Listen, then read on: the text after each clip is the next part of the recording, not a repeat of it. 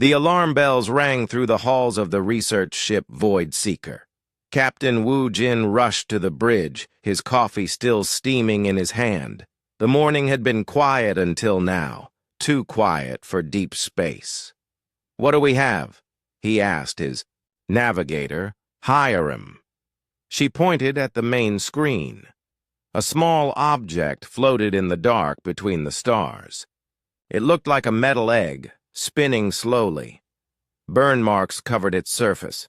One side was cracked open like someone had hit it with a hammer. "It's an escape pod," Hiram said, "but not from any ship we know.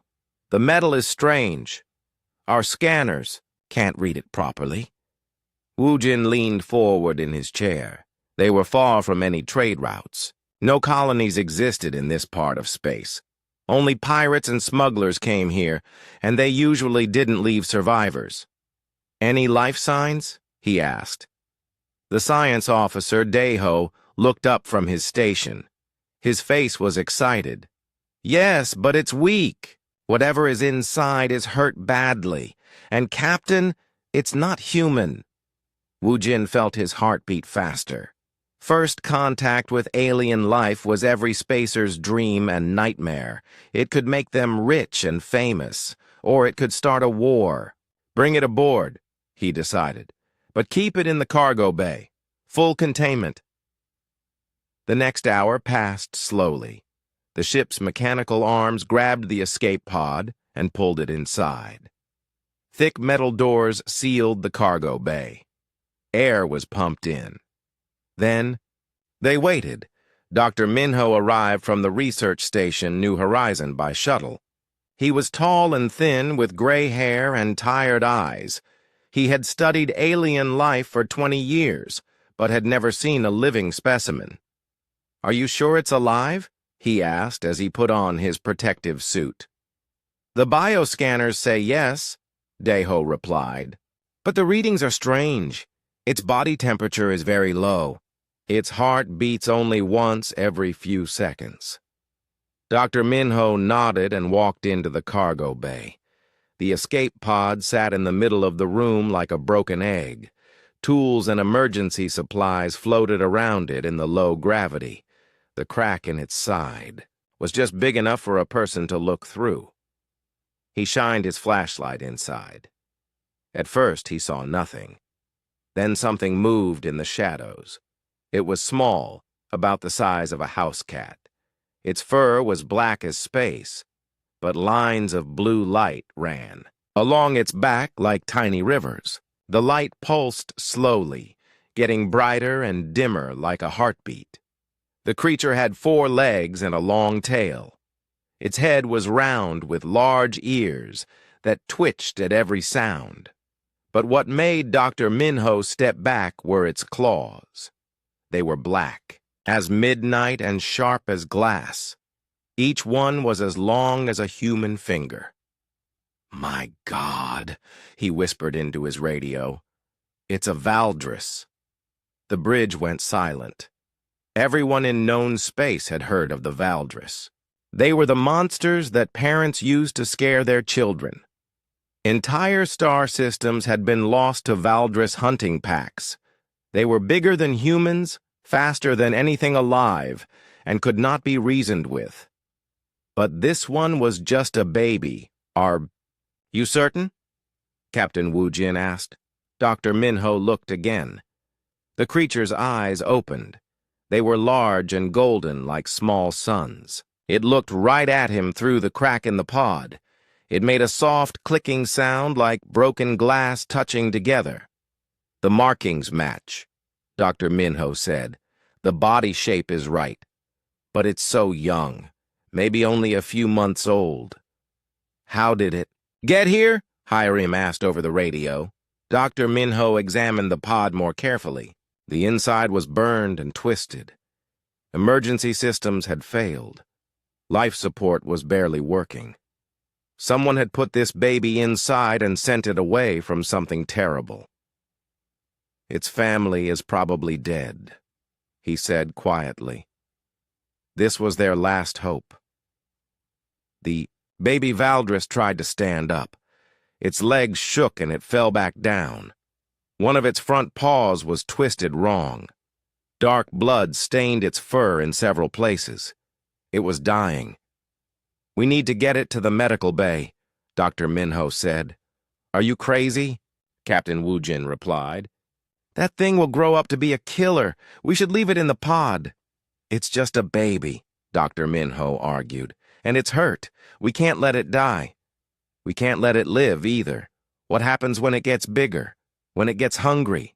Dr. Minho looked at the small creature again. It had curled up in a ball, shivering. Its blue lights were getting dimmer. In a few hours, it would be dead. "Then we study it," he said. "This is the greatest discovery in human history.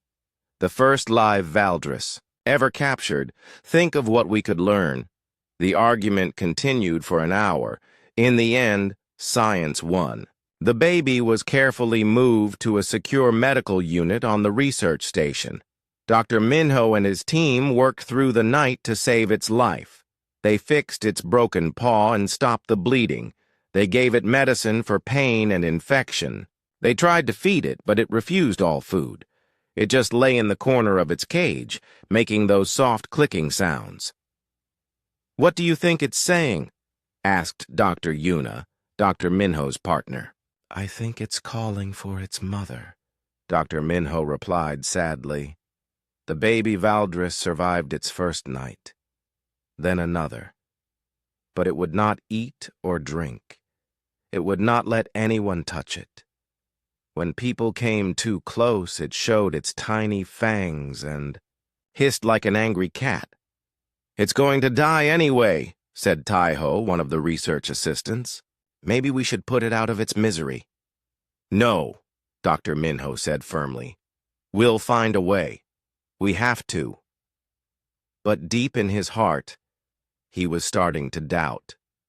The creature was wasting away. Its lights were getting dimmer each day. Soon, the greatest discovery in human history would be nothing but bones and fur. Then someone suggested they try a different approach. Instead of treating it like a lab animal, maybe they should treat it like what it was, a scared, lonely child who had lost everything. They needed someone special, someone who understood that sometimes the most dangerous creatures just needed someone to care. They needed Jiho. Jiho was fixing a broken air filter when Chief Researcher Kyung found him. He was covered in grease and sweat, lying on his back under a maintenance panel. His tools were spread around him like fallen leaves. "Jiho, I need to talk to you," Kyung said. Jiho slid out from under the panel and sat up. He was young, maybe 25, with kind eyes and gentle hands. He had been working on the research station for 2 years. Most people barely noticed him. He fixed things when they broke and stayed out of everyone's way. "What's wrong?" Jiho asked, wiping his hands on a dirty cloth. "We have a problem in the science labs. A very expensive problem." Kyung told him about the Valdris cub, how it was dying because it refused to eat or drink, how the research team had tried everything, how they were running out of time. "I don't understand," Jiho said. "What do you want me to do? I'm just a maintenance worker." "I've seen you with the station cats," Kyung replied. "They follow you around like you're their best friend, even the mean orange one that bites everyone else." Jiho smiled a little. "Baram just needs patience. He was hurt when he was young." "Exactly. Maybe this alien needs the same thing." Jiho looked confused. "You want me to take care of a Valdris? Those are the most dangerous creatures in the galaxy." "This one is just a baby, and it's dying. Dr. Minho thinks it needs someone who understands scared animals." Kyung led Jiho through the white halls of the research section. Scientists in clean coats walked past them, carrying tablets and talking in low voices. Everything here was spotless and cold. They stopped at a thick metal door with warning signs all over it. Dangerous specimen. Authorized personnel only. Through a small window, Jiho could see into the containment room. The Valdris cub lay in the corner of a clear cage. It looked smaller than Jiho had expected. Its black fur was dull and matted. The blue lights on its back barely glowed. It was so still that for a moment, Jiho thought it was already dead. "How long has it been like this?" he asked. 4 days, Dr. Minho said, joining them at the window. "It won't touch the food we give it. It won't let us examine it properly. When we try to help, it just hides and shakes." "What kind of food are you giving it?" "Standard protein paste, high nutrition supplements, everything our computers say it should need." Jiho frowned. "Would you eat that if you were scared and alone?" Dr. Minho looked surprised. "It's scientifically designed to meet all nutritional requirements. But does it smell good? Does it taste like home?" That afternoon, Jiho entered the containment room for the first time. He moved slowly and kept his hands where the cub could see them.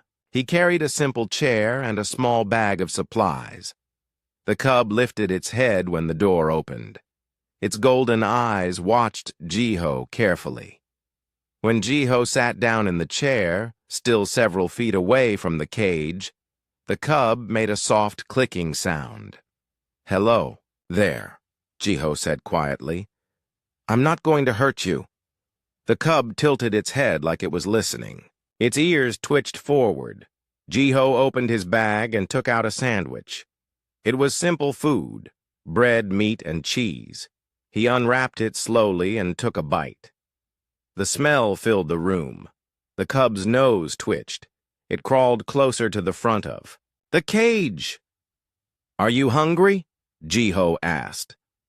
He broke off a small piece of meat and placed it near the cage. Then he moved back to his chair. The cub stared at the meat for a long time. Finally, it reached one small paw through the bars and pulled the meat inside. It sniffed carefully before taking a tiny bite. Jiho smiled and continued eating his sandwich. He didn't try to give the cub more food. He just sat and ate and talked, in a soft voice, about simple things. The weather on his home planet, how he had learned to fix machines, the cats that lived on the station. After an hour, he left another piece of meat near the cage and went away. The next day, Jiho came back, with his lunch and a book. The cub was waiting for him at the front of the cage. It had eaten all the meat from the day before. "Good morning," Jiho said, sitting in his chair. "I brought you something." This time, he brought small pieces of chicken and fish, real food instead of the protein paste. The cub ate eagerly while Jiho read his book out loud. It was a boring technical manual about air recycling systems, but his voice seemed to calm the little creature. By the third day, the cub was eating regularly. Its fur looked shinier and the blue lights on its back were brighter. Dr. Minho was amazed. "What are you doing differently?" he asked Jiho. "I'm not trying to study it," Jiho replied. "I'm just keeping it company. But we need to run tests. We need to understand its biology. Maybe it needs to trust us first." On the fourth day, something wonderful happened. Jiho was reading his book when he heard a new sound. The cub was making a soft rumbling noise, like a cat purring. It was the first happy sound anyone had heard from it. "I think it likes your voice," Dr. Yuna observed from outside the room. The cub had moved to the side of the cage closest to Jiho. It was lying down with its head resting on its paws, listening to him read. "What should we call it?" Jiho asked. "Doctor." Minho had been thinking about this. "In our language, we might call it Spark because of its lights." Jiho tried the name. "Hello, Spark." The cub's ears perked up, and it made its clicking sound again. It almost seemed like it was trying to answer. That night, Jiho stayed later than usual. Spark had fallen asleep near the front of the cage, close to where Jiho sat. Its lights pulsed slowly in a steady rhythm. For the first time since arriving at the station, it looked peaceful.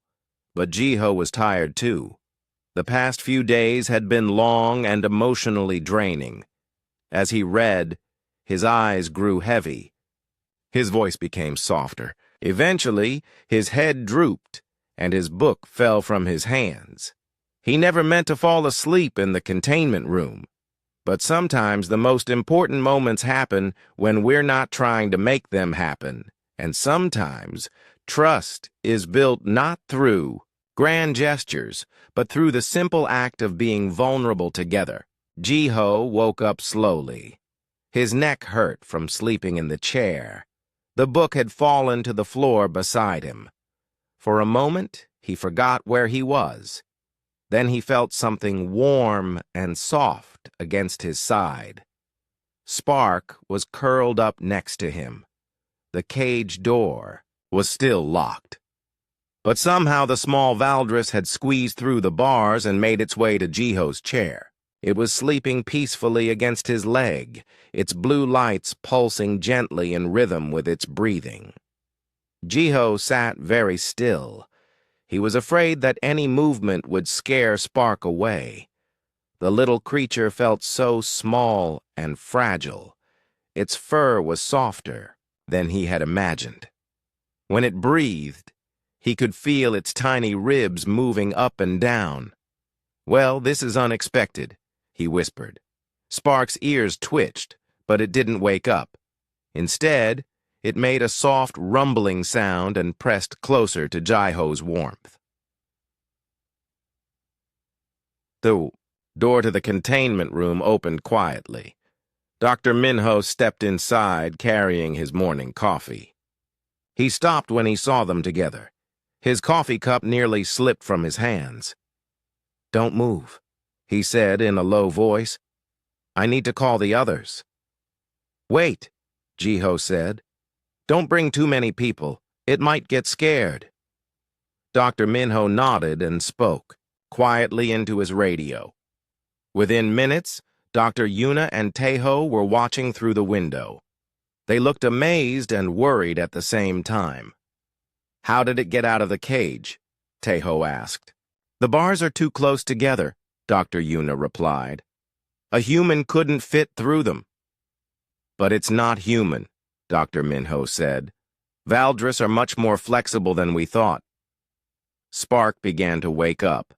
It lifted its small head and looked around, with sleepy golden eyes. When it saw the people watching through the window, it made a worried clicking sound. "It's okay," Jiho said softly. "They're friends." The little Valdris looked up at Jiho. Then it did something that surprised everyone. It rubbed its head against Jiho's hand like a cat asking for attention. "My God," Dr. Minho breathed. "It's showing affection." Jiho gently scratched behind Spark's ears. The purring sound grew louder. The cub's eyes half closed with pleasure. "I don't understand," Teho said. "Valdris are supposed to be aggressive. They're predators." "Adult Valdris are aggressive," Dr. Yuna corrected. "But this one is still a baby. Maybe they're different when they're young." Spark stood up and stretched like a cat. Its claws extended briefly, sharp and black, before sliding back into its paws. Then it walked in a small circle on Jiho's lap, before settling down again. "It's marking you as safe territory," Dr. Minho realized. "This is pack bonding behavior." "Pack bonding?" Jiho asked. "Valdris live in family groups. They protect each other. This cub thinks you're its family now." The implications of this hit everyone at the same time. If Spark saw Jai-Ho as family, what would happen when they tried to separate them? What would happen when other researchers wanted to study the cub?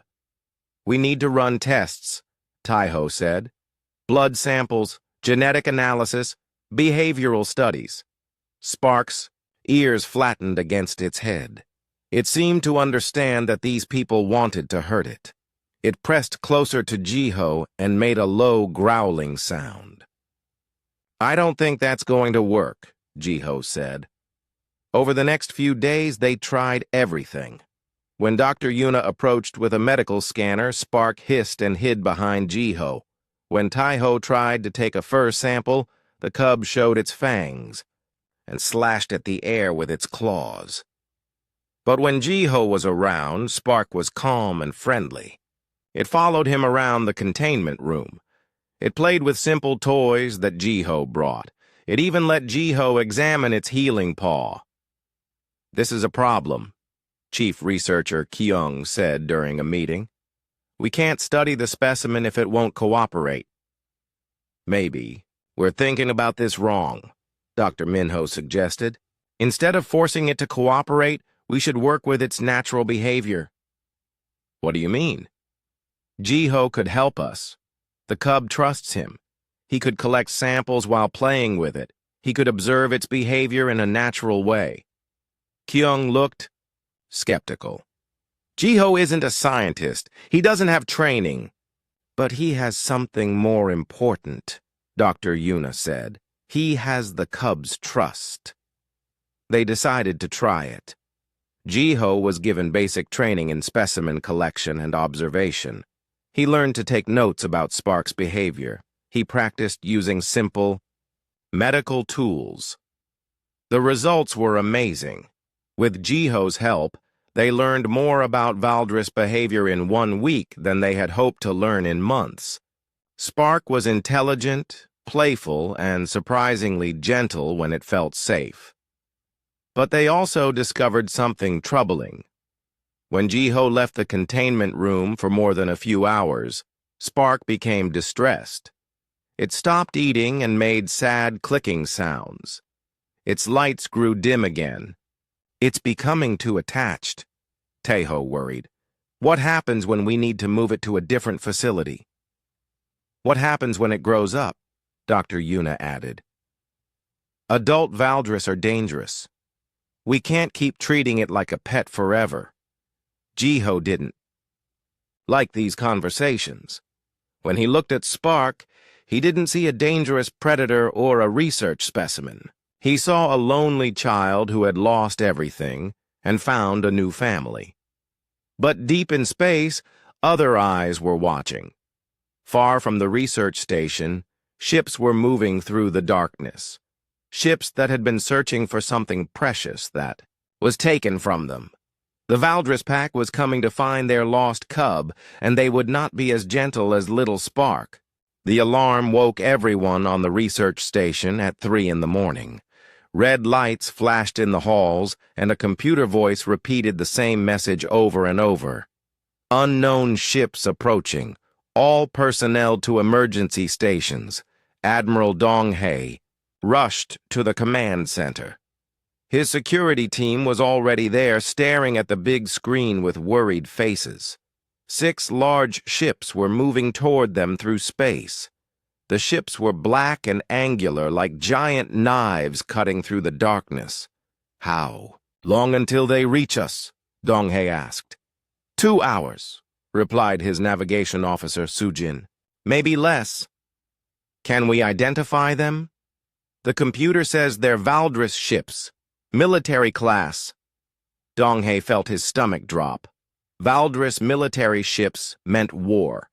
They were designed for one purpose: to destroy everything that stood in their way. "Have they sent any messages?" "Just one. It came in their language, but our computers translated it." Sujin looked pale. "They want their cub back." In the research labs, chaos was breaking out. Dr. Minho was packing important data files while Dr. Yuna tried to sedate Spark for transport.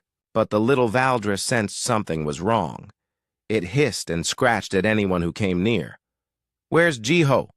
Dr. Minho asked. "Still sleeping," Taiho replied. "Should we wake him?" "No time. We need to get the specimen to the evacuation ship. Now." But Spark would not cooperate. When they tried to put it in a transport cage, it fought like a wild animal. Its claws left scratches on the metal walls. Its angry screams echoed through the lab. "It's going to hurt itself," Dr. Yuna said. "Better hurt than dead," Taiho replied. "Those ships will blow us apart if we don't give them what they want." Jiho arrived at the lab still wearing his sleep clothes. His hair was messy, and his eyes were full of worry. He had heard the alarms and come running. "What's happening?" he asked. "Valdris ships," Dr. Minho explained quickly. "They want Spark back. We're evacuating everyone." Jiho looked at the cage where Spark was trapped. The little creature was pressed against the bars, trying to reach him. Its lights were flashing bright blue, brighter than he had ever seen them. "Let me help," Jiho said. He opened the cage door and Spark immediately jumped into his arms. The cub was shaking with fear, but it calmed down as soon as Jiho held it. "Good," Dr. Yuna said. "Now put it in the transport container." "Why?" Jiho asked. "Because we're taking it with us. It's too valuable to leave behind." Jiho looked confused. "But those ships came for Spark. They're its family." "It's a research specimen," Taiho said impatiently. "It belongs to the Galactic Research Consortium now. It doesn't belong to anyone," Jiho replied. "It's a living being." The argument was interrupted by Admiral Donghei's voice over the radio. "All civilians to evacuation ships immediately. We have 1 hour before the Valdris fleet arrives." They rushed through the station halls carrying Spark in a portable cage. Other researchers hurried past them with boxes of equipment and data files. The evacuation ships were already warming up their engines. In the cargo bay, Jiho watched as they loaded Spark's cage onto the transport ship. The little Valdris looked terrified. It kept calling out with its clicking sounds, as if asking Jiho why this was happening. "I have to go with it," Jiho told Chief Researcher Kyung. "Absolutely not," Kyung replied. "You're not qualified for off-world research. The specimen will be taken to a secure facility." "Spark isn't a specimen. It's a child. It's a Valdris. When it grows up, it will be a killer." Jiho looked at Spark through the cage bars. The cub reached out one small paw toward him. Its golden eyes were full of trust and confusion. "I won't let you take it," Jiho said quietly.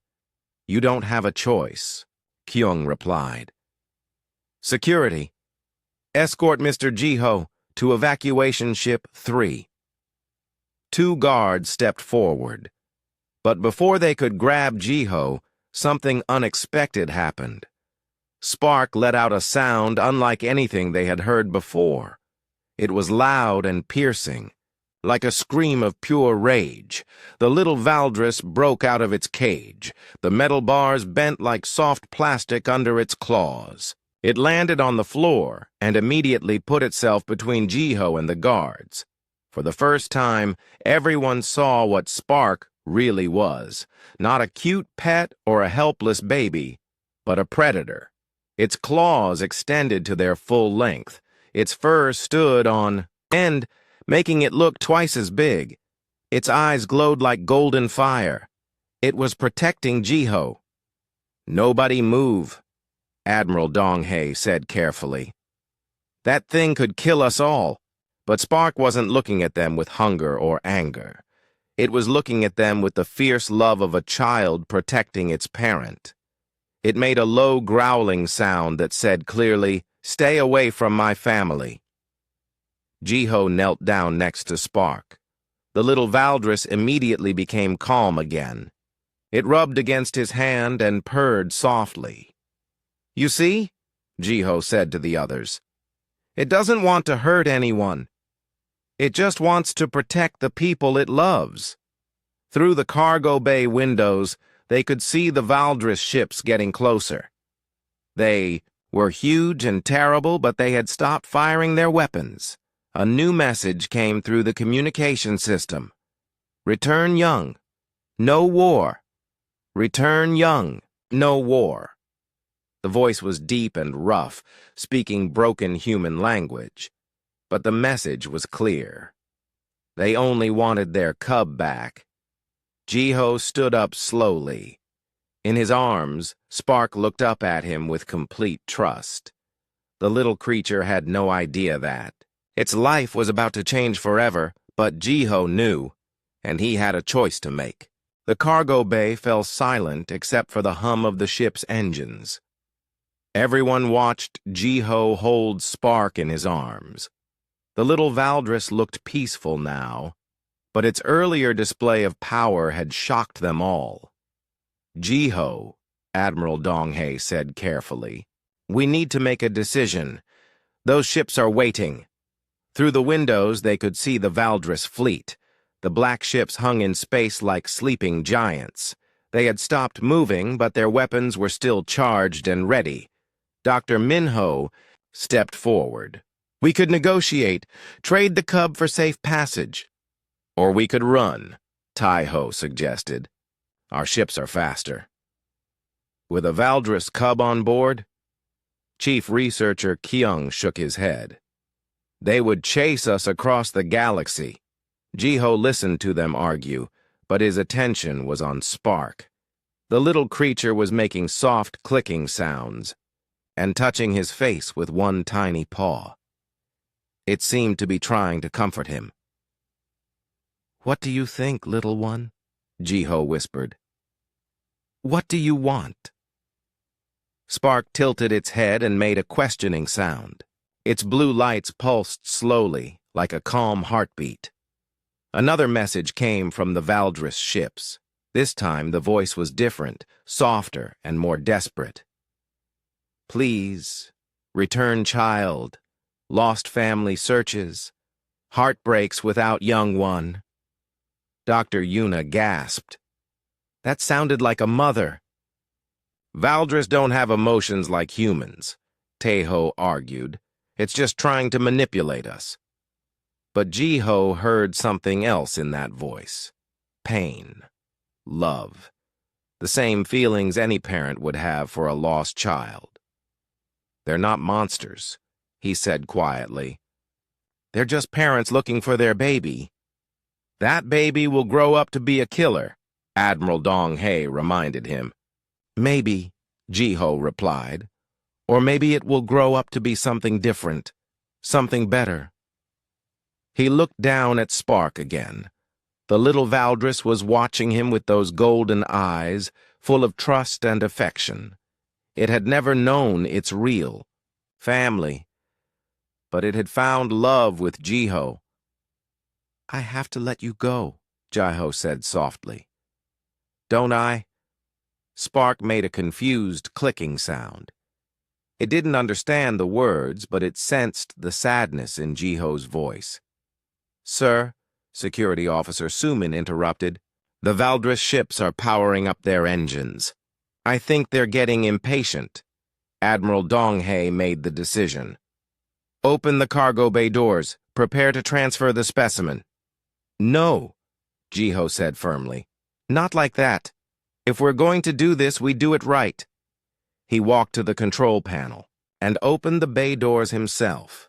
Cold space air rushed out, held back only by the energy barrier.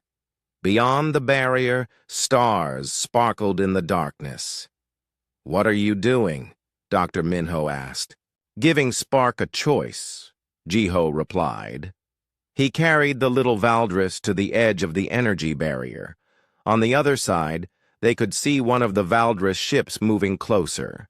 A smaller shuttle was separating from the main ship coming toward them. There, Jiho pointed to the approaching shuttle.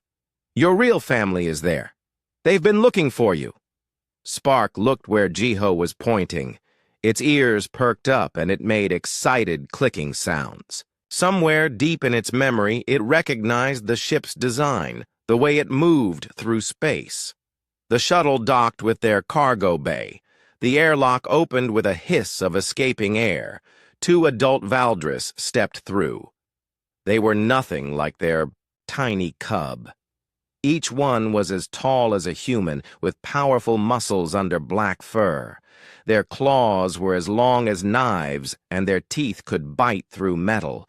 But when they saw Spark, their fierce expressions melted into something else entirely. Love, joy, relief. The female Valdris made a sound like singing mixed with crying. The male's eyes actually had tears in them. They both reached toward Spark with gentle paws, calling to it in their clicking language. Spark looked up at Jiho with confusion. It wanted to go to its family, but it didn't want to leave the human, who had cared for it. "It's okay," Jiho whispered, his own eyes wet with tears. "They love you. They'll take care of you." He set Spark down on the floor between himself and the adult Valdris. The little cub looked back and forth, torn between 2 families. Then Spark did something beautiful. It walked to its parents and rubbed against them, purring with happiness. But then it came back to Jiho and pressed its small head against his hand one last time. The clicking sounds it made were different now, softer, more complex. The translation computer finally recognized the pattern. "Thank you, Pack Brother," the voice said. "Love always remember." Jiho's heart broke and healed at the same time. "I love you too, little Spark." The adult Valdris approached Jiho carefully. The female touched his hand with one gentle claw, a gesture of respect and gratitude. The male spoke in broken human language. Human good. Human family now. Valdris remembered debt. They gave Jiho a small device, a communication crystal that would let him talk to Spark across the stars. Then they carried their precious cub back to their shuttle. As the Valdris ships prepared to leave, they sent one final message. Not to the research station or the military, but directly to Jiho. "Stars guide you, Pack Brother. If danger comes, call family. Valdris protect always." The ships disappeared into hyperspace, taking Spark home to a life with its real family. But they left something behind. Proof that love could bridge any gap, even between species that had never trusted each other before. Dr. Minho found Jiho still standing at the cargo bay doors, watching the empty space where the ships had been. "You did the right thing," Dr. Minho said. "I know," Jiho replied, "but it still hurts." The best choices usually do. In his final report, Dr. Minho wrote that humanity's greatest discovery wasn't about Valdris biology or their technology. It was about the power of compassion to change everything, even the most feared predators in the galaxy. And somewhere in the stars, a little Valdris cub was learning that family comes in many forms. But love is always the same.